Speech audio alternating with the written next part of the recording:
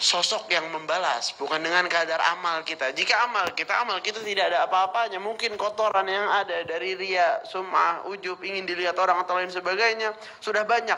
Tetapi yang membalas adalah beliau secara langsung sallallahu alaihi wasallam. Bahkan Al-Habib Munzir pernah bercerita pada saat itu. Beliau cerita pergi ziarah ke Injit beliau. Pada saat beliau duduk, dan cerita ini beliau ulangi lebih dari sekali. Beliau mimpi Rasulullah SAW, bertemu dengan Rasulullah di mimpi ataupun ya kata Allah alam. Dan Rasulullah mengatakan kepada dia, kepada Al-Habib Munzir, ya Munzir, kau mengenal Fulan? Dijawab, tidak ya Rasulullah. Fulan? Tidak ya Rasulullah. Fulan? Tidak ya Rasulullah. Siapa mereka ya Rasul? Ini mereka orang-orang yang khidmah. Sesungguhnya saya mengenal mereka satu persatu. Saya mengenal orang tua mereka yang sudah wafat di sini di barzakh, kata Rasulullah SAW. Dan yang akan wafat saya yang akan menerima mereka. Kenapa? Karena mereka khidmah. Karena yang khidmah itu ratusan mungkin, puluhan sampai ratusan, tidak mungkin dikenal satu persatu. Tapi sang Nabi SAW tidak terbatas seperti kita manusia. Tidak terbatas. Dari waktu dan tempat, beliau mengenal semua yang berkhidmah dan orang tua mereka yang hidup ataupun yang wafat, yang akan wafat, beliau sallallahu alaihi wasallam yang akan menjemput mereka nanti.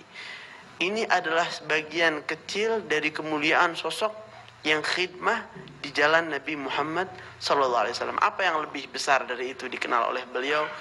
Tidak ada yang lebih besar, tidak ada yang lebih agung di muka bumi ini daripada seseorang bisa dikenal atau disebut oleh Nabi Muhammad sallallahu alaihi wasallam. Masya Allah, ini kabar gembira ya untuk semua yang khidmah di majelis, baik itu majelis Rasulullah atau majelis-majelis yang lain.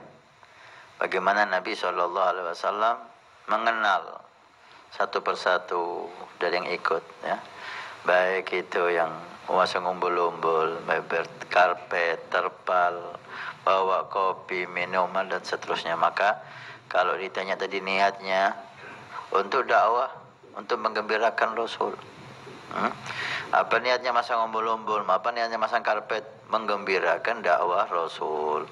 Umbul-umbul untuk syiar, untuk memberitahu syiar, seperti ketika di-share di WA, di status, di grup, di Facebook dan seterusnya, pengumuman-pengumuman itu termasuk syiar.